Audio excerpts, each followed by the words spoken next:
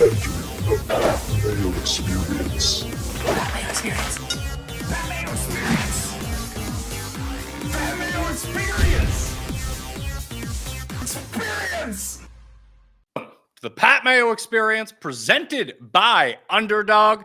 3M Open picks, bets, preview, one and done. Figure out who Cust took so you don't have to take them. All here on the live show on Mayo Media Network. And I've been asking everyone to sub to Mayo Media Network, smash the like button to the channel, and in the comment section for this video, give me your favorite play from beyond 100 to 1 this week in Minnesota. But I've been doing this because I'm giving away a free PXG Black Ops driver, and I have drawn a winner. Here's the caveat, though. You got 1 week to get to me, or else I'm picking a new winner, because this happens from time to time, and I don't want to have to go chase people down. So the winner of the comment giveaway from YouTube, Steve Yoss097, is the winner of the Black Ops driver. Please email mayomediainc@gmail.com. Give me your shipping address, and boom, you get yourself a brand new driver. Hopefully gets there by the end of the golf season. So you really give it some rips, or you live in one of those hot places and you can play golf all year round. We have already done the Open Championship recap show, talked about Ryder Cup. I did that last evening. It's out on the pod feed and Mayo Media Network right now with Cust and Geoff Fienberg, who's back on the line to make some picks with me. But you did have some updated points you wanted to make, because we did go the moment after the tournament ended. No actual updated points. It was lovely to see Scottie continue to speak again. And I guess in closing on the Scottie and the personality thing, Pat, when Tiger was dominant, we saw every great player, every young player mimic Tiger, copycat Tiger, like how they prepared for majors, their schedules, even if they weren't good enough leading into majors, they didn't want to play before. Right? In basketball, I'd say a lot of the generation has copycatted LeBron James in a good or bad. Some people... I would push back on that. I would say that people have not copied. Just to look at the league now in the NBA from where it was 15 years ago, everyone just copied Steph Curry. And that's the difference. Okay, right I was there. talking about more the load management aspect, and like what happened to the All-Star game was his lead. Like how the best players in the league, the most famous players, treat something like that is then going to trickle down. And a lot of the load management. I'm not blaming. It makes sense. If you're going to the playoffs, just be healthy for the playoffs, because, you know, me as a fan was part of like rings or nothing. Like that's all I want for my favorite teams. So, you know, championships are bust instead of anyhow. Let's just keep it to golf. We did see a lot of the good players, young players, or just the young players mimic Tiger Woods. So maybe from a mental perspective, there'll be a younger generation of golf that, you know, treats the sport maybe like Scottie Scheffler, and that is a very healthy thing. I would think so. I want to go back to this basketball point, because now that you've got that running in my mind, it's funny to think about. Of like we talk about like, why isn't Scottie a bigger superstar than he is? He's sort of like the most milquetoast high-end athlete in a sport we've seen who's as dominant as he is in a really long time. And I think the LeBron thing is pretty interesting, because LeBron, he is, let's say conservatively, the second best NBA player of all time. Maybe you can make a case for his longevity that he's the best. I would take Jordan, but that's me. But Jordan had it. Tiger had it. LeBron doesn't have it in the same way that Scheffler has it. And to compare it back, Steph Curry does have it. He is someone that people gravitate towards. People gravitate towards LeBron because he's amazing. He's awesome. But there's nothing about him, like his magnetism, that draws people in, at least in my mind. Maybe I'm off on that. Like Kobe had it. LeBron doesn't have it. Although LeBron is by far the superior player. And he's a much better player than Curry is. Longevity means everything there, and just the type of game that you play. But Steph Curry's fun. Tiger was fun. Spieth was fun. Scottie, I don't know what it is. There's no aura there with him. And that's sort of it. I guess my question to you now is, because I've just been seeing like Scottie's the new Tiger Woods. How many consecutive years in a row from this point forward would Scottie have to do this in order to be considered in the same breath as Tiger Woods? Because I feel like people forget how fucking good Tiger Woods was. Scottie has to captivate the mainstream before this conversation can even begin. Before the conversation can even start, he has to captivate the mainstream. Tiger was able to do that when he turned Augusta into a putt-putt. and won his first Masters. Scottie might have to get to his like 7th major. I don't know. But yesterday he won his 4th, and it was as impressive as any of them since his first in some regards. But it still feels like Scottie is for golf fans and sports fans. But he has not really captivated people who aren't about the niche of golf. This is something that happens to NFL players.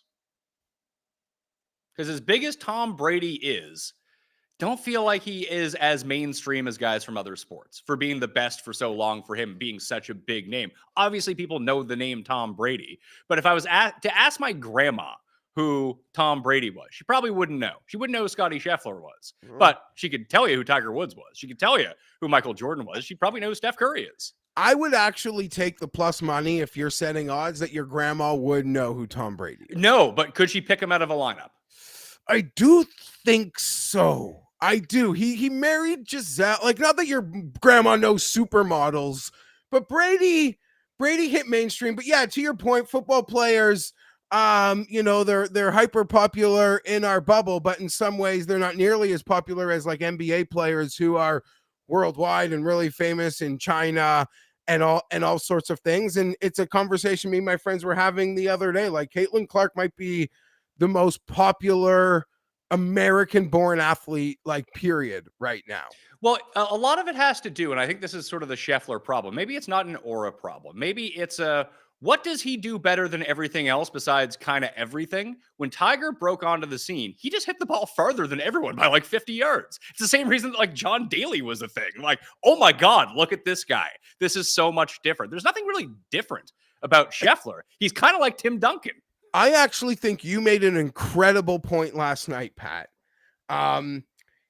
It does not, and that people might fight us on this or me on this specifically now. It does not feel like his ceiling is like better than Bryson's golf or Rory's best golf. Like, when they're playing their best, it feels pretty like this is equal, except he never plays bad.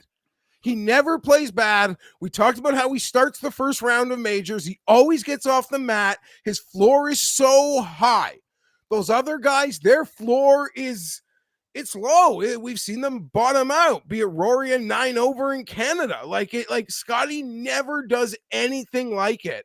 I see in the chat, Tim Duncan, maybe that is fair, but that's it. Like, and that's what keeps it interesting. And that's why sometimes we get stuck into betting. We lose a lot of money betting against them, because before every tournament, I'm like, well, these guys got to play to their ceiling to win a major. And if they're playing to their ceiling, like, Scheffler's amazing, but ceiling v ceiling isn't that far off. But maybe we are way off on that. Maybe I'm missing it. Like, if I told you that Justin Thomas was going to have his A+ game for 4 rounds, you would almost guarantee he'd win a tournament. Any tournament. I mean, the guy holds like 80 course records. Like, dude just shoots like 60. That's what I mean. If you said Justin Thomas is going to play his best golf this week, you're taking Justin Thomas. Course records are getting broken. You're going to win a few bucks. Yeah. Whereas Scottie is just going to shoot 65 every day with no fear of a 78. Yeah, or a 74. Yeah. So, yeah. And maybe that's, I don't know. But like we said, there's going to be a demarcation point, Pat, where it does. Like a number of majors where I won't go run an errand or watch the kids on Sunday. Like, Scottie's going for 8 or 9. There's going to be a point where Scottie winning a touchdown is great. Just like maybe watching some of those tennis guys. You don't get bored of it. But did that happen in tennis? Because I feel like in sports, once you start to have a guy like this or a team like that ends up becoming the draw that you want to see. That was the big part about Tiger. It's like, who can knock off Tiger? And then it turned out the answer was Y.E. Yang, and everyone was just very confused about the entire thing. But when it came to, maybe he does need a legitimate rival, because I feel like that carried tennis for ages. I'm not like super hip to tennis ratings, but when you had Joker, Federer, and Nadal basically in the finals of every Grand Slam and every single tournament anyway, I feel like there was some cachet to that. Like, hey, who's going to end up historically the best out of these guys? We're seeing the best of the best. And as you pointed out, like, we've never really seen because golf just doesn't lend itself this way. The signature events have tried it. Liv has tried it. To get a 1v1 versus the two guys that you want in golf is fucking impossible. How many times did Tiger end up facing Phil one-on-one? Twice, maybe? I remember there was a Pebble Beach where they were both there, and I think Charlie Wee was once at Bay Hill, because there's the famous like of Arnie watching it at the end and Tiger hits the putt, but I don't know that it happened in that many big events. In golf and tennis also had the fun storyline of Murray just trying to get like one, right? Like almost as good, and the chase of him trying to get anything was a fun little part of it. I don't know. He's not playing this week, so there's a chance to win some nice money. Yeah, we could maybe win some money this week because Sam Burns at the top of the board is not like Scottie Scheffler at the top of the board. Not like Scottie, but yeah, I think that's what it is. It's just his seal. Like no one felt like they had Tiger's ceiling, but the thing with Tiger, it felt Hulk Hogan like, right? Yeah, that's like, actually a really good app. And Scottie feels like fucking Bret Hart, who I love, but just not the same draw. And with Hogan, we remember how they made rivals. And with golf, like they always try to create this guy being the one. And it was fair. Of course, you're gonna push guys like like Sergio, and even if VJ's boring, but anyone with a pulse, Duval, like they all had their moment to like be pushed and be the rival. And we'll see what happens. We'll see what happens here, but we're on something, and I get it. Like when people are telling us we should appreciate it and it's great, we're acknowledging how great it is. We're simply saying both things can be true. I can appreciate and acknowledge maybe that we're getting a chance to see another once a generation, twice a generation greatness. On top of that, at the moment, we can acknowledge when he's winning by 5 on Sunday, it's boring and I don't need to watch it all come home. Yeah, there is something to that consistency. There's just an ineffable quality about Scottie Scheffler that hits his mainstream appeal and ceiling and the interest in him. Like I said, it's ineffable. You cannot describe what it is. Maybe someone can describe it. I personally cannot. I don't know what it is. It's even his like golf game is super fun to watch. Like he is so consistent, hits it hole high every time, but when he doesn't, he has the Spiethian quality of hitting the most ridiculous shot. Great. Yes. But he does hit so many good shots, it feels less magic beans, but the amount of par putts he can drain, it's just marvelous. It just leaves you speechless. Can we get I know Scottie got arrested. That didn't do anything for him. Can we get him like a meth problem or something? Like something to jazz him up a bit? Listen, I'm sure the fantasy golf degenerates will go through the full gamut of situations. Kenny's got a list. He keeps adding to the list of what can happen to spice this thing up. It's always possible. Something might happen stranger than a movie. It's not non-zero, but doesn't feel imminent anytime soon. Went over the entire Ryder Cup and your picks. You put those out last night of where the American team sits right now. There was one name that actually popped into my mind that we haven't discussed whatsoever. And we have the updated standings right now. So to briefly touch on this for the full discussion, hit up yesterday's show. We released it last night. It's up on the pod feed. Just give us double the clicks, double the download, smash the like while you're here as well. Share the show around on Twitter because we are live as well at the PME. If you have the want in your heart to do it, it's up at the very top right now. Just go share around the show as we're speaking. Take you 3 seconds. It's not so bad. Harris English has moved into an automatic spot now onto the U.S. team. So the 3 at the bottom, the 5, 6, 7, which could change. Well, Bryson could fall out, but Bryson's going to be on the team. But Justin Thomas, Morikawa, and English are kind of battling for the last automatic spot in terms of points, whereas Scheffler, Xander, JJ Spawn, and Henley all seem pretty uncatchable at the moment. We'll see how the playoffs end up going. There wasn't one name I wanted to throw into the mix, and I say that because he's playing this week. And he's played some good golf, but not great golf. But if he finally picks up a win, maybe 2, maybe a bunch of top 5s in the playoffs, it's Max Grazerman, who would seemingly be a great fit for Bethpage in my mind. It's one of those things that doesn't make sense, but the moment he wins, the resume will fully add up. Yes. and it will like totally fit and be as good or better than anyone, and could present problems for certain people. I don't not like him this week. He's played so well here for the most part. Yeah, he shot that 63 on Sunday a year ago to end up coming in second. Like, he's on that Mav McNeely tier of you're just kind of poking on to use the PXG driver. You're just like, come on, do something. And if they do wake up, then they're on the team, it feels like. Potentially, he has. I don't think he can get there without a win unless it's just like podiums for the next month. Yeah, I completely agree. But I think that the bottom two spots on the American team are open to anyone like that. If Wyndham Clark wants to go win this week, then all of a sudden he's probably on the team. Or at least he's back in that discussion of as long as he doesn't fold in the playoffs, he'll be fine. I don't know if he's in the playoffs right now. I agree. And I'll be honest, I'm still amazed at some of the discourse around certain players and thinking they won't be making the Ryder Cup team. Well, it's me and you on Cantlay. Just Cantlay hasn't played well. I just, do they take him on legacy? Yeah, they probably end up doing that. But I do not think that, like, when you're writing his name, it's currently not in pen. Whereas Morikawa's name is in pen. He's going to be on the team. Cantlay, I think it's like 50-50 right now. He needs to do something at all. Like, he can't just be missing cuts and coming 40th every week for the rest of the year and be like, dude's on the team. So forever we watched Europe have essentially like 7 or 8 guys, and it didn't matter how good or bad they played. They were just on the team. They were just on the team because Europe didn't have 12 guys. They didn't have 14 guys. They had to take those 8 guys and had to take Andy Sullivan and Victor Dubuisson and fill that sucker out with losers. So there was just no other place. I'm not saying it's fully there, but the American team kind of, to me, feels like some of our, first iteration of golf European teams. Where like, you have these guys, and it almost doesn't matter how well they're playing. They've played well in this thing in the past. Particularly, Cantlay's the only guy on this roster that nuts up for this thing.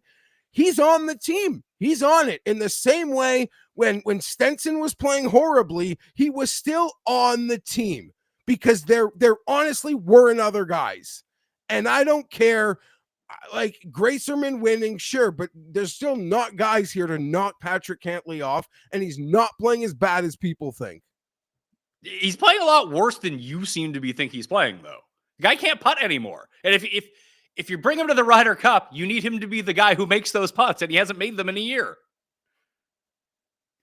His results this year aren't as bad as people think in totality, and he's always been shit in majors. When Cantlay's played well in a major in the last 4 years, it's really been like a surprise.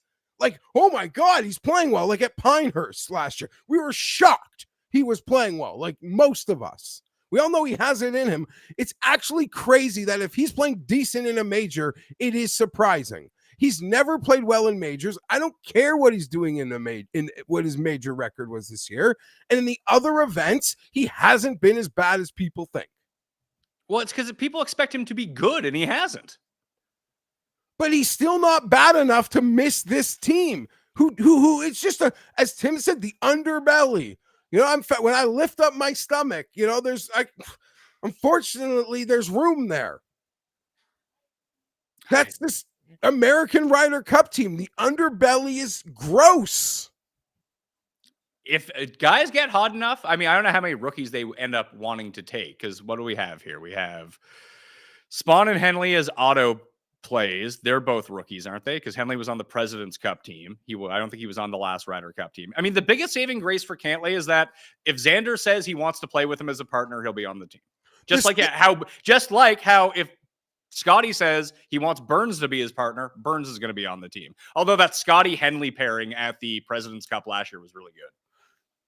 The birthing hole is still enormous. The gap is still enormous, but Cantlay is the closest thing that the Americans have to a guy who's got a bit of a Poulter attitude towards this thing. He's the only one who has nutted, who has put his nuts on the table. Okay. I want someone to send me the list of. I can't find it. I've been trying to Google this for like 3 days now. Can't find it. If someone can send me a list of individual year by year and total Ryder Cup record, because I'm just curious to see it. You say that about Patrick Cantlay. I have no idea. I'm saying he craves the controversy. He likes the controversy. He likes being in the cauldron of this event. Is he gutless in 72-hole stroke play for years? Yeah, but that doesn't matter. The history of this event is filled with guys who don't win golf tournaments and play well. All right, I'm just trying to think here. So in 2023, how'd he do? I don't even remember. I know he got into that spat with Rory and and that's Lowry. That's enough. That's enough. Did he play well? Because that would be helpful. Yeah, and he beat Rory, and then he came back and won the next day. He's the only guy who answered the bell. Lost. Got sat. I agree, Adam. Who the fuck are you talking? My name's Pat. Who are you talking to? You could still get Europe plus 160. It's insane. He was 2-2 with the Ryder Cup last time around.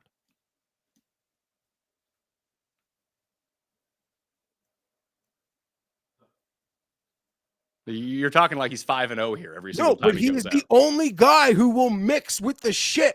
He's the only guy on this roster who's like, I'll fucking play around on a road game. Like, I'll take the smoke. That's what you need. You're not. No one's taking the smoke in New York. Just remember Whistling Straits. It was just like, yeah, let's go beat Europe by 40. When they beat Keegan 6-5 and have his head on a scalp, someone's going to need to take the smoke for the bloodbath at Bethpage. 3-0-1 in 21. He's good at this thing. Who wasn't 3-0-1 in 21? I don't know. I don't remember 21. And they killed them. They killed the Europeans. Yeah. Everyone on the American team, run that team back then. Listen. Cantlay is a psychopath. White Van, him marking the ball at the Heritage, as Chad's pointed out, him getting married the day after the Ryder Cup, insane behavior by this guy. But he's the only one on this American team that, the no hat shit. I don't know. He's more built for this than anyone on that pussy ass roster. And maybe that's an indictment on the state of that roster. But as we're talking, I'll quadruple up Europe. Where are we going? Odds checker, I'm taking the new biggest because the Americans podiumed at the Open yesterday. And for some reason, we saw an odds bump on Europe. Thank you. If you go to our friends at CoolBet right now, Jared, you can bring up the QR as we're talking about it, or you can just hit the link in the description of the pod, bring you to the PME drop page up there with Cabot giveaways or anything like that. But if you play it with Ty right now at CoolBet, Europe still plus 160. Yeah, they had the top 4 at the Open, all American flags. Oh my God. What a gift. I'm not like guaranteeing victory, but a gift. To get that number on roster v roster, a New York sports fan, a Long Island sports fan, I'm supposed to be afraid of paying those prices. Oh my, what an overrated narrative. Let's see here. Good records overall. They need to put Dustin back on the team. He was 5-0 at the Whistling Straits Ryder Cup. Get him on there. Scottie undefeated, Xander 3-1. Yeah, they had a pretty good run here. Cantlay, Bryson, Dustin, and Morikawa and Scheffler were all undefeated at the 2021 Whistling Straits Ryder Cup. I'm sorry, if there were good enough players to bump Patrick Cantlay, then maybe there's this conversation, but they're not. And unless they're walking through the door this month, it doesn't matter. He's going. That's the thing. I think that there's a lot of, I think he's about 50-50 to make this team. I think he's one of those final 2 spots right now, but there's enough time for guys to get hot and outplay him and get on the team. The Kirks and Horschels of the world from that year. You think 50-50. So it's like minus, if you were a book, you'd set minus 110 each side? Yeah, I mean, if it was my book, I'd probably set minus 125 on each side, but that's me. I'm looking to make some money here. Actually, that's not fair. I will say that he's probably more likely to go than not, but I think he's very vulnerable to not making this team. Yeah. Whereas you said the same thing about Morikawa, which I think is absolutely No, I didn't. People were. I do not. There's no way. No. People think Morikawa's not on the team. They're crazy. No. You might have just misheard. I was talking about someone else. No. I got my thing with Morikawa. I don't want to sound like Tim Anderson, but credit. But no, Ryder Cup. It doesn't matter. He can miss cuts all through the FedEx Cup. They're not good enough to not take him, and you just got to hope he finds something. Like when JT missed a couple years ago, they felt they were good enough to just leave that guy who was lost. This current USA Golf is not deep enough to have that luxury. They're not. Tim P asked, does Reed make the team if he wins another live tournament? Absolutely no chance. He had his chance. He blew it this week. Yeah, I don't think Reed winning live Indianapolis is gonna... No, it doesn't. Yeah. Like he had to do something at the Open. He didn't do shit. He missed the cut. I'd love it if he did. What if Dustin won or Brooks won it? No one.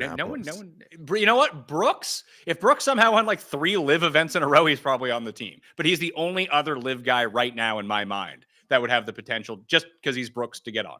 Yeah. And he's won a major at this course. I mean, Spieth has a much better chance than Brooks, but either of them, if they look like any part of what we know they are, that's bad news for Bubble Boys. I would say that Brooks would probably need to win 2 live events. All Spieth would have to do is come top 5 in consecutive weeks in the playoffs, and he's on the team. I can't argue that. If Spieth is flirting with podiums and front pages, could be very much there, yeah. Which I completely disagree with, by the way. He probably should not ever be on unless he wins 3 tournaments in a row or something like that and proves that he's back. But he has enough of that. If Spieth makes the team, it probably means Cantlay doesn't. I could see how that trade could happen. I'm not bullish on Spieth's next month, though. Neither am I. But if they were looking to take anyone, he's the guy that they're looking just do something, please, Jordan. Come on, Jordan, do something. We'll take you. I mean, I don't know what's to do it now. Well, we could do it closer to the event, Pat, but there's a show on the guys that were supposed to make the team and didn't. Oh, Finau. Gala, Homa. I thought that Akshay would have had a really good chance of making this run. It's funny because all the young guys that you would have wanted to make the run. Zalatoris. Yeah, Zal. I mean, Clanton or Thorbjornsen. If one of them just came onto the scene, they could have been the American Ludwig for this year. But instead, we got kind of older grinders like Novak and English and Griffin. Yeah. And I guess McNeely. I just don't think McNeely's that good. That's the problem. And Keegan's kind of older grinder, despite having a higher ceiling than the guys and more accomplished than the ones we've named. Yeah. He's a major winner. So that. No, I know, but I'm just saying, he is kind of falls into the older grinder plot category of USA golfers. Oh, for sure. But Finau, Cam Young, there was expectations that 3 of these guys would just kind of break out this year. And then they if that had been the case, if 3 of those guys played really well, all of a sudden, the USA is a minus 225 favorite playing at home. Yeah. I mean, it would have been funny to have put teams on paper at Christmas, guesses and to see where they are, because I probably would have had Thiegs and Batya on mine for sure.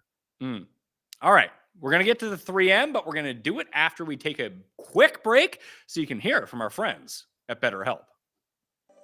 This show is sponsored by BetterHelp. Part of my wellness routine this year, at least in the summer, has been focus more on family and focus more on Pat Mayo. So I've been doing fewer shows, upping the exercise, eating better, and a lot of people don't have the privilege and luxury that I do to be able to take time off like that, especially during the summer when stuff can start to stress you out. If you have kids, there is no summer for you. It's just daily, nonstop grinding every single day. Couple that with workplace stress, and it's a bit difficult. Workplace stress right now is one of the top causes of declining mental health, with 61% of the global workforce experiencing a higher than normal amount of stress. So maybe BetterHelp is exactly what you need to do. It's helpful for learning positive coping skills and how to set boundaries. It empowers you to be the best version of yourself. It isn't just for those who've experienced major trauma. If you feel anything going on with you, you need to go to betterhelp.com/PatMayo right now. With over 30,000 therapists, BetterHelp is the world's largest online therapy platform, having served over 5 million people globally. As the largest online therapy provider in the world, BetterHelp can provide access to mental health professionals with a diverse variety of expertise. Unwind from work with BetterHelp. My listeners get 10% off their first month at betterhelp.com/PatMayo. That's BetterHelp, HELP.com/PatMayo. The 3M Open is coming to you from TPC Twin Cities. It's been there since 2019 when this was established as a PGA Tour event. That year was probably the most exciting year of the entire tournament, Jeff. Matthew Wolff made the eagle putt from off the green on 18 to beat Bryson and Morikawa when Wolff and Morikawa were both rookies, and Bryson was the overwhelming betting favorite at that tournament. That was a great week. It was a lot of fun. I really like this course. I think it's a really fun watch. There's water on 15 holes, and it seems like, long and straight with a hot putter is, if you were to write down exactly how to win at this course, that's the case. Vegas has won. Wolff has won. Cam Champ has won here in the past. But the field isn't strong enough that it's not immune at the same time to the Michael Thompsons or Lee Hodges of the world. Like, you just play well enough as one of those mid-range skill guys, you can win here. Yeah, absolutely. And my favorite memory, worst memory of that first year, Pat, is I feel like everyone on golf Twitter bet EVR because he was a golden gopher. Oh, yeah. And I think he was like +8 through like the front 9. There's a lot of water here. You could get it the wrong way quickly as much as you can birdie the shit out of it. Yeah, this was the one where I remember betting Dustin here coming out of COVID, and he just wanted to get the fuck out of Dodge. Yeah. You can find trouble. We'll see some big numbers, but guys who are in the fairway are going to be going super low. Yeah, not a hard course. One of the easier scrambling courses on tour as well. When I did the research show, around the green essentially doesn't pop up whatsoever. Like, you need to be a little bit positive. Of course, if you chip in 5 times, and you're going to be looking near the top of the leaderboard. But just overall, it's just a lot of putting, a lot of approach, and make sure you're not losing off the tee, especially not losing balls off the tee and having to take a drop. You're going to see such a weird dispersion of scores here. Like, some guys in the round are going to be 8 under par. Some guys are going to be 11 over if they're having a bad day. So it's a fun course from that aspect. Do you have any sort of take on the guys coming back from playing the Open? Because Burns, Mav, Goddard, Wyndham Clark, they all ended up making the cut at the Open Championship, and they're the 4 highest on the odds board right now. Like, not ideal, but I don't know. The old Sam Burns used to bully the shit out of these events and these fields, and he almost did it in Canada, but missed the 5-footer. So I'm not betting it, but I'm not surprised at all if the winner is here, but I probably will be fading that front 4. I think I'm going to do the same. So right now at coolbet.com, obviously these odds change throughout the course of the week. Burns is 16, Goddard's 18, McNeely's 20, Wyndham Clark is 25. Then you got Grazerman at 28, Pendrith at 28, into Finau, Fowler, Knapp, Davis, Thompson, all 33-1. That is everyone below 40 on the betting board. I have bet 2 of these guys so far, surprisingly. Throw that board up again. What's that? You bet Davis Thompson? I did not bet Davis Thompson. I gave Davis Thompson a very hard look, however. Okay. All right, 0 for 1. Okay, you bet Greiserman because you sort of shouted him out? Yeah, that was one of the main reasons I made that point earlier. Because I bet Grazerman this week. I grinded him at a 30 before he moved down to 28. I bet him, and I bet Jake Knapp at 38-1. Well, yeah, I guess if you think Grazerman's going to win this week, then we will be having those Grazerman Ryder Cup conversations next Monday. I don't think that there's any chance that he would make the team, but Knapp would be an awesome at-home Ryder Cup guy. He'd just be a real fan favorite, it feels like. That would play really well. And his girl would play up into it. I don't know if the wives' room needs some new vibes. The Finaus aren't there anymore. Yeah, I would be about that. Holy shit. He'd have to do something great, but I'd be banging that drum. None of my bets are there. My first bets are just behind. So I don't really want any part of those top four. Can Goddard? Here's, I guess, my issue with Goddard. And it's funny because we didn't even talk about him as like a fringe guy on the Ryder Cup team. He's basically on unless he completely, hey, whatever he does this week is like whatever. It depends on how he plays in the playoffs. As long as he's just average to slightly above average, he'll be on the team. Being a Jersey guy, right skill set, he'll be there. I worry that all of his best performances came on the world's slowest greens, though. That's a fair, like, if you're just even a hardcore golf fan to be like, listen, we questioned Scottie Scheffler about like where he wins and how he wins and the time of year he wins. So you better believe there's going to be like, oh, Chris Kirk was only good for a couple weeks overseas. Like, how do we quantify that if he sucks in Minnesota? I mean, that's very nice for him if you think he gets a free roll this week and that like he could play horribly and it can be forgotten because it's been a long couple weeks, but as long as he plays well in the FedEx Cup, he's got nothing to worry about. So it almost feels like he's got nothing to lose almost and a ton to even gain this week. I tend to agree. And maybe he goes out and just continues to dominate, but so much like, so like when you take a look at Chris Goddard's just overall profile, let's just start there. And what he's been doing so far this year. I think he was top 20 at the US Open, which is really good to see. But yeah, he was T23. So he's been on a pretty nice run here for a while, but drop shots. I mean, he was 26th at the Rocket Mortgage, 21st at the John Deere. He missed the cut in Canada. He was 28th at Colonial, like not against good fields. And a lot of it was just putting. Like obviously you look at the off the tee, it's there every single week. The approach, it's there. Most weeks, not by a ton. And the chipping's actually pretty good as well. But the putter is such a disaster 80% of the time. Then all of a sudden, he goes over and plays back-to-back fescue courses on the two slowest greens of the year. And all of a sudden, he pops up in top 5 in putting in both tournaments. That would be a red flag to me to be like, well, the tee to green gets him there alone, I think. But in terms of coming back stateside this week to win, now as one of the betting favorites, that's what would worry me, that he just might be off on the greens. That's a very fair concern. I am not looking to bet him. Maybe he clips us. Maybe he is just running that hot. I'm not looking to bet him. Wyndham Clark, I could see getting behind, but as I noted in the flyover and when I did the research show, a lot of water on the right here. I could see some water balls in store for old Wyndham Clark.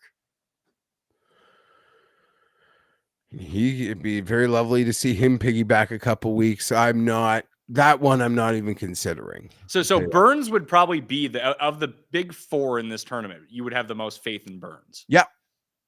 That's fair. He's just like historically answered the bet. Like he's like historically pretty good in these shit events. It's starting to come back for him. He's on my Ryder Cup team. I think he's going to have a nice week. Has he won at Southwind? I can't remember. Did he lose in that? No, did he beat Scottie in a playoff? Did he lose to Hideki in a playoff? Now I can't remember. I remember he had one really good run at Southwind. Maybe I'm going to be at Southwind. I might try to organize a game of golf with viewers. 2 people have already reached out to me. Hit me up on like Instagram at the PME or use the email, mayomediainc@gmail.com. And Steve Yoss 097, in case you just missed the first part of the show and are tuning in, you want a PXG driver. So mayomediainc@gmail.com to go claim your prize. All right. Let's see here. Yeah. Back-to-back bad weeks for Burns overseas. I'm not really sweating that. He was starting to heat up before he left though. And then if we go to the St. Jude, yes, WGC St. Jude in 2021, I believe he lost in a playoff to Abraham Answer. Hideki was in that playoff as well. Good memory. I'm looking at it right now. But before you mentioned you thought he lost to Hideki or other buddy, and you didn't mention Answer, but maybe it's a Corey Connors track. Any Answer track is a Corey Connors track. Corey Connors the best.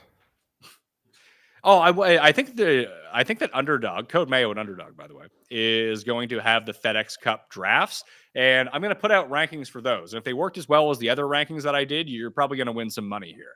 Matt Dog was the 4th person. So we had 2 The big albatross and the big scramble were won by viewers of the Pat Mayo Experience, $50,000 each. Congratulations. And then Matt tagged me this morning. He came in the scramble. He came 4th, 5th, 29th, 37th, 39th, 100, and 129th.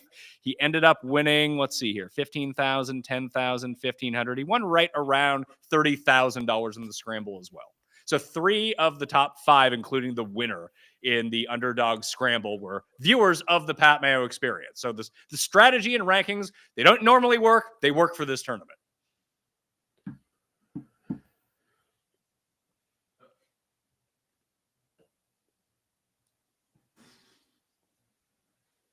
What are you doing there? Nothing. I know it's amazing. I'm at a loss for words. Okay. So Grazerman and Knapp for me from that next little range. You said, like, I think that people will bet Finau because he had the 2 good rounds at the Open. He's won here before. It makes a ton of sense. Any faith that Ricky's back? No, but that was lovely to see. That was one of my favorite results of the week. Okay. Oh, we should probably WD from this tournament was Ryan Gerard, who finally turned the putter around and won the Barracuda. That was good for Gerard. Yeah, I like Gerard. I'm glad he won. Yeah, EVR had like a bad run there in a bit, but yeah, Gerard, he got a great break. He was like on a sprinkler head, but in the rough by the green, and it was a bit of an awkward lie. Would have been an awkward chip. And he got to, take the club length, and he got to get a putter in his hand, and he sunk the eagle, like a long eagle putt. Pretty awesome. That's worth 5 points. Yeah, in modified Stableford. 40 to 80 range. Got some, I'll just tell you who I bet from this range. How about that? Okay, yeah, there's a lot for me. Well, my interests are here, yeah. So you shop around for some numbers here. I bet Thorbjornsen at 45 to 1. Yes. Felt like that was a strong number versus what we've been seeing him at. So I went with that. I bet Kevin Yu at 55 to 1. I bet Lee Hodges at 65 to 1. And I bet Jacob Bridgman at 66 to 1. So those were the 4 that I got from this range. Cust One and Done is also in this range. Do you know who Cust One and Done is this week? Should be of no surprise to you. Grillo. Haotong. I didn't even see his name. Good for you, Haotong. In on Thorbjornsen. Anyone who's ever watched our show, if I said give me one bet I've made, that's a guarantee. 45 to 1, like you said. I don't know how great, it felt kind of fair and more than fair, to be honest, or what I would have expected. Bridgman, I'm in on as well. I think that's a nice pick, same 66 to 1. The other guy I am swimming around, I don't know. I'm a sucker for Davis Thompson. I haven't made that bet. And right beside Davis Thompson, Pat, Kurt Kitayama. Yeah, been playing a little bit better recently. I gave him a hard look. Where was the other guy? It was Kitayama, Wallace, and there was someone else. And it was actually Griot and Akshay, but I didn't love their odds. Akshay makes a ton of sense here, though. Didn't love the Griot odds either. But I was really, I don't know. I'll be sad if I miss it. Akshay for the ceiling play, I couldn't argue with anyone who wanted to mess around there. Yeah, if it's an irons and putting tournament, I think he always has to get a look because he can ceiling anyone in this field in both those categories. I'm interested. I hadn't even really thought about Kevin Yu yet, so I'm gonna look around that now. Yeah, Kevin Yu, you can probably get some pretty spicy numbers on. There's like some weird guys in the middle here. Like Cam Champ has won here before, so he's at 50 to 1. That's a ridiculous number. Then you have Adam Scott, Keith Mitchell, Sung Jae, Homa. They're all just lingering in this 40 to 50 range. I don't really have a ton of interest in any of them, though.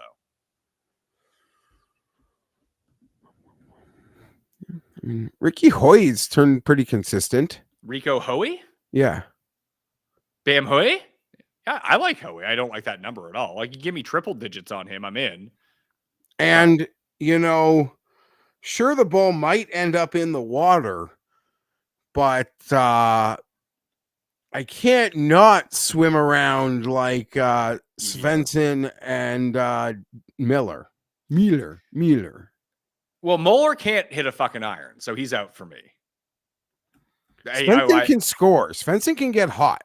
Jesper? Yeah, I agree. Jesper, we're talking about Jesper Svensson, not Cool Bet sponsored Adam Svensson, correct? Sorry, correct. We're pro Adam Svensson as well, but for the bet, I'd be more keen on Jesper. And there's no break in the number though, like 66-1. Yeah, I think a lot of these numbers are going to normalize. Again, obviously, we're live speaking about this on a Monday morning. Hey, if you're just tuning in, go over to Twitter at the PME, hit the retweet button. That would help us out a ton, and smash the like if you're watching on YouTube. All right. But I think you're going to see a drop on some of these numbers. I'd wait on some of these guys. Like Vegas made the weekend at the Open. Cam Davis has been top 20 here for the past 5 years, by the way. Sometimes I mix this up with the course that he wins at. That's Detroit, which is like sort of the most logical comp course, but driving is just so much more difficult here because it leads to big numbers where hit it wherever you want in Detroit. Yeah, fair enough. EVR playing really nice golf. I know I made the joke about a few years ago, but would you do it? Is there anything you could feel stupider about than betting EVR at this course? You know, Minnesota Golden Gopher, hometown guy, despite the fact that he's from South Africa. It'd be just like trying to bet Byron at the Iowa Open or something like that. But four appearances at this tournament, 3 missed cuts and a 58. Dude hits. I would like to see the number of water balls that he has at this tournament, and if it's like an all-time Guinness Book record. Hey, you showed that. You brought up that article about Byron in college. Hole in one. Buddy, yeah, he looked like a different guy. He really did look like a different guy. No, I mean, I'm sure we all did, but I swear if you put a picture up for me in college, I think you'd be like, yeah, it's the same. I look way different than I did in college, but that's me. A lot of golf for Adam Scott. Like, remember when he never didn't play much at all? Yeah. Well, I think he's trying to make the FedEx Cup. That plays. That syncs up. If you're only playing for money, and that's it, you got to get into that. But he's also probably going to play the Wyndham next week. He'll have to because he's currently 15 spots out of the playoffs. But I feel like he always plays the Wyndham, so this is the ad. Yeah, he needs to get in here. Jared, I'm going to share my screen with you right now, all right? In case anyone missed it from the round one show. There we go. Look at that guy right there. Look at that South African man, Byron Lindeque.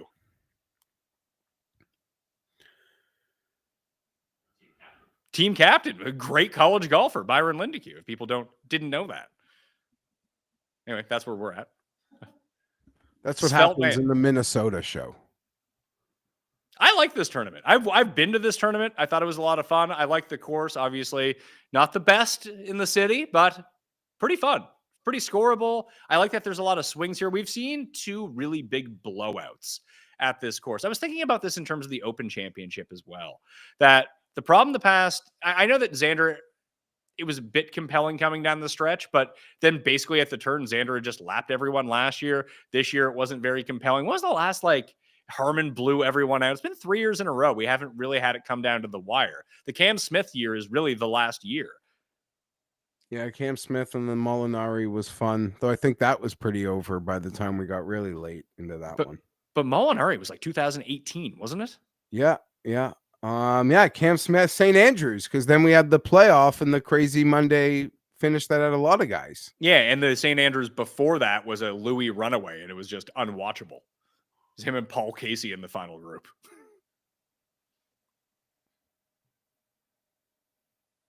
That was a past life. Yeah. Hot Soup 14 says, thank you again, Pat, for helping me take down the scramble. You're welcome, Hot Soup 14. Enjoy your $50,000. I would enjoy my $50,000. Congrats. Yeah. Good for you. Hot Soup. Kevin Roy's been playing hot. Sexy Roy. Maybe that run is over. But there's not. I'm sort of a sucker for 40 to 60, maybe just in front. But yeah, 40 to 60. You didn't really talk about Pendrith. But yeah. I mean, listen, I feel like Pendrith can win at almost any course. Just, he doesn't. Yeah. But I do agree that I think if I was making a bet at the 33-1, I'd lean Greiserman over Pendrith. Roy makes sense, like the type of player that can win here. It's just he never shows that he can run the hot putter. But I would have told you the same thing about Gerard last week, and he snapped it back, had the great week. It's sort of like Fisk, Roy, they're all in that Luke List zone right now of being Fisk. really good ball strikers and legit can't putt. Kevin Roy's number 1 in ball striking over the past 12 rounds. It's Roy, Gerard, Hoey, Adam Scott, weirdly enough, Kitayama, Cam Champ, Kevin Yu, Sam Burns, Thompson, Goddard, Knapp. Ben Coles is sneakily up there, another asshole who can't putt. You know someone we should give some consideration to? Austin Eckroat, whose ball striking has sort of returned. And he's another guy who's not a consistently good putter, but when he putts well, he putts really well. What is his odds? I believe he's like 80-1. He's won twice in the past 18 months. Yeah. I don't hate playing for that ceiling. Yeah, Eckroat's 80. 100 at another site. So that's a transition into the 100-1 plus. I'm going to make a note next to Eckroat. He could be the Eck Goat if he wins at 100-1. I'd probably actually play him like 95 with 5 places, but that's me. I made one bet from 100 plus. I bet Putnam last week. He had one really bad round. That's okay. He's played well at this tournament in the past. He's just playing well right now. And I do think that you're going to see some of those more accurate, good iron, really good putter players end up popping up. He's essentially discount Griot right now. Like if you look at their numbers, they're exactly the same, except one guy is 3 times the odds. Interesting. Putnam. What was he? Sorry, you said you had him last week? Yeah, I bet him at the Barracuda. Oh, sorry. That clicks. Yeah, Right beside him on the odds board had a good last week. Bo Hostler. Your boy. I don't mind Victor Perez. Okay. North of 100-1. Yeah, let's see. So Putnam's last 4 tournaments, Putnam ended up coming in 11th. He had actually like surprisingly bad rounds 2 and 3, and still ended up coming 11th last week at the Barracuda. He missed the cut in Scotland, but was 8th in Detroit and 6th in Canada before that. So against like the shit fields, he's been really good. Yeah. And like he loses massive amounts of strokes off the tee every single week. However, when you go and take a look at his splits, he just hits a ton of fairways. He just has no distance to speak of.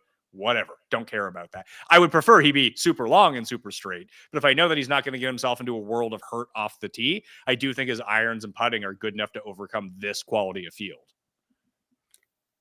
It's hard to, throw shade at that, like in this field. Like I'm not, how could you, like I'm not going to bet him, but it's hard to besmirch anyone's 100-1 here. Yeah, you're not going to be like Jake Seeley on the Sleeper Show and just get really mad over sleepers? Yeah, and okay, that's your sleeper. Like he's a sleeper for a reason. He's 120-1 for a reason.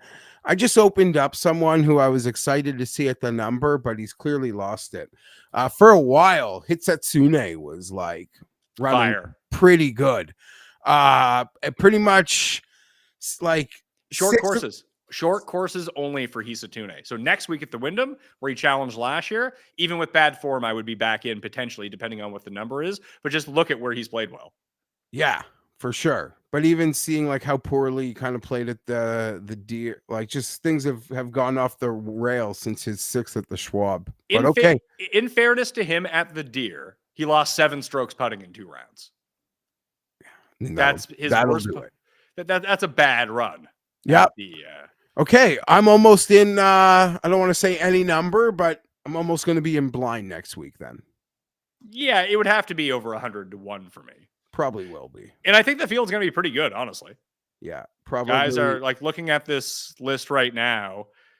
I can't believe Griot's outside. Like you might get Nikolai going to play. Nikolai just got himself back in with his performance at the Open Championship, so you'll probably get, depending on how they play this week, Finau, Cam Davis, Ricky, Ben Ann, Rogers, Schmidt, Nikolai, Keith Mitchell, Thompson, Griot, Cole, Bezadenhout, Smalley, Roy, Kirk, Woodland, Hisatune, Rasmus Højgaard needs to get into the playoffs, Captain Phillips, Matt McCarty, Adam Scott, Thorbjornsen, Putnam, Tom Kim, who's won at the Wyndham before, Higo. I think Horschel's still hurt, so he's probably not going to be back. Hubbard, Eckroat. It's like not the best field in the world, obviously, but enough of those names makes like a better than the ISCO type thing. Like you have like real names who you could see winning a tournament, I guess is my point. Hadwin, solid, played in every signature event this year, 134 in the FedEx Cup standings. I mean, I haven't found him on the odds board yet if he's playing. Thigala's 140th in the FedEx Cup. Oh. Thought you were going to say 140 to 1. Like Batia's having a bad year. He's 46th. Like, that's fine. Cam Young's having a bad year. He's 39th. Like, they're bad relative to what they thought they were going to be. Thigala's been just dog shit. He's been horrible. The worst. The nut lows. Any fits for just some of these guys that I'm always kind of attracted to, like golf wise, Ricky Castillo or Suber or Salinda. Not Suber, Salinda, I meant. Does it feel like Chris Gotterup market corrected Ricky Castillo in the chain gang? Maybe. Oh, there's Hadwin 250. Tom asks in the chat, he says, how many Mayo podcasts are there a week? 7. This guy must be brand new because we're about in football season where there's going to be way more than that. Yeah. Pat's nonstop. Pat delivers. Subscribe. Yeah, so sub to the pod. I mean, listen, they're not all going to be for you, but most of them will probably be something that you're interested in. We're recording a Cust Corner tonight. I'm so excited for it. You should see Tim has been shooting off in our text. Like we had that mini conversation yesterday on the Open Recap show about if you dock at a port on a cruise ship but never leave the ship, can you claim to have been to that place? And we put out the poll. It was basically a Cust poll. It was 95 said no, 5% said yes. They kind of equated it to if you had I even asked my wife. She's like, well, does that mean that on our honeymoon we went to Paris because we had to stop at Charles de Gaulle on the way to go to Morocco? It's like, I wouldn't say I'd been to Paris at that time since I went to the airport, which is like an hour outside of Paris. No, I would never tell anyone I had been to Paris. Whereas Cust would claim, yeah, of course he's been there. Other people said that if you fly over a place in an airplane, Jeff, that you've been to that place. Tim would consider if Tim passed a place in a bullet train, he would consider having been there. This is true. But now he has basically blown this out. He spent like an hour texting us this morning about all of his ideas for a Cust cruise. I don't think this Cust Corner is going to come out till next week. It's going to be brand new because we're recording the Custies next week as well. And then we'll do that in back-to-back weeks and boom, we're back into football. But I'm excited for this one. I think it's going to be a bag. I think it's going to be up there to the level of delusion of the Cust Dream Home. It's been a while since we've spoken to Cust, and he's percolating a lot of craziness, and he's got to get it out. So tune into that next week. You ready to do some quick picks, or is there anyone else you want to talk about? No one else I want to talk about. So I'm going to bet Eckroat right now at 100 to 1. So I'm going to throw him on. It means I have 8 guys on a Monday morning. That's going to probably be it for me unless someone wants to talk me into someone else. I got Grazerman at 30, 35, whatever the hell it is. It's 30 or 33 or 35. I made it this morning. Now I can't remember. Don't want to waste the time pulling it up. Grazerman, Knapp, Thorbjornsen, Kevin Yu, Bridgman, one other guy in there. Putnam and Eckroat as the 2 bombs. There's one other guy. Now I can't remember who it is. Your guys. Kevin Yu, Bridgman, Thorbjornsen, Grazerman. Wallace? Who'd you bet? No, it wasn't Wallace. God damn it. It wasn't Thompson. It was someone down on the board. It was Lee Hodges, 65. I feel like I said that. Yeah. Lee Hodges was the other guy. So those are my guys. Okay. I have bet Thorbjornsen, Kitayama, Thorbjornsen, Bridgman is where I am right now. Are you going to say, what you going to do, brother, when Bridge Mania runs wild on you? You're going to collect some money is what you're going to do. I hope so. Going further back, don't hate Matt McCarty. Don't hate Vic Perez. Swimming around that. And Kevin Yu's odds are always shorter than I want, but he plays well when the odds are shorter than I want. And then I'm sad that I didn't bet them and nervous he's going to win. So I'll swim back around that one too, maybe. All right, one and done picks for the week. As mentioned already, Cust is taking Hao Tong Lee as a guy who sucks at driving the ball. That's probably not going to be a great pick here. Might bet him to miss the cut. I'm going to take Michael Thorbjornsen as my one and done. Do you have it in front of you? Yeah, I do. Have I used Burns? Master Burns, pray for me. No one has used Burns in the one and done yet this year. Okay. Burns. Burns, baby. Burns is your one and done pick for the 3M Open. Congratulations to everyone who won big money in the underdog drafts. I believe that there's going to be a FedEx Cup only draft coming up. I'll have some rankings out for that. Maybe you can be like the two guys that won 50K or the guy who won 30K. I would have loved to be those guys. That was the problem with doing the rankings and being one of the few people to do rankings for this, Jeff, is that I wasn't able to get my guys who I ranked highly. Everyone else just took them. Thank you. And You're thank welcome. you to everyone who sent me comments. Because I said something really dumb. I said, geez. What'd you say? I got a lot of updates on it because not non-zero means zero. That is true, yes. So that's me. Sorry. How was your trip to Chicago? Or are you recapping that on Circles Off? Maybe a bit of recap. There'll be some teases. It was great. It was lovely, but I'll just leave you with this, Pat. I'll leave you with this because there's nothing video that this could ruin because it wouldn't have been allowed in there. On the way home, easy, simple, lovely, right through customs, simple, except not. I got like randomly selected and pulled into like the room. What happens in the room? Well, they want to know what I did in Chicago. So, yeah, exactly. How long what'd you do in Chicago? Met a friend. How long have you known this friend? I don't know, about 2 years. Where'd you meet him? The internet. And then that like weirds them out, right? Yeah, it's weirding me out hearing it. Yes. So literally, as she's asking me questions, I just have a gym bag. Like I was there for less than 30 hours. So I didn't even have just like a knapsack. So she's emptying my knapsack. I'm not afraid. There's nothing in there. She can, go nuts. Even to put it all back in wouldn't even take me more than a second. But I am telling her as much of not the story, but I'm trying to give her as much background information. Like I'm doing a bit on the podcast. Like I'm just going for about 90 seconds, 2 minutes, at which point I stop and I go, I can tell you more, but I promise it only gets weirder. At that point, we had a laugh and she let me go. But I was ready to show her like tweets confirming that Zach Johnson came top 10 and I lost a bet. And I'm going to Chicago to eat with a 60-year-old man who lives in his mom's basement in the Midwest, who thinks he dominates NFL sides, and we're just having breakfast together. She was as weirded out as it sounds telling it, but she had nothing on me. And I think she got the internet enough to know that like the internet is the internet. But I had no contraband or anything to tariff coming in. You didn't have like used scratch tickets you took from him? No, I didn't. Does mom make you some food you brought back? No, didn't know.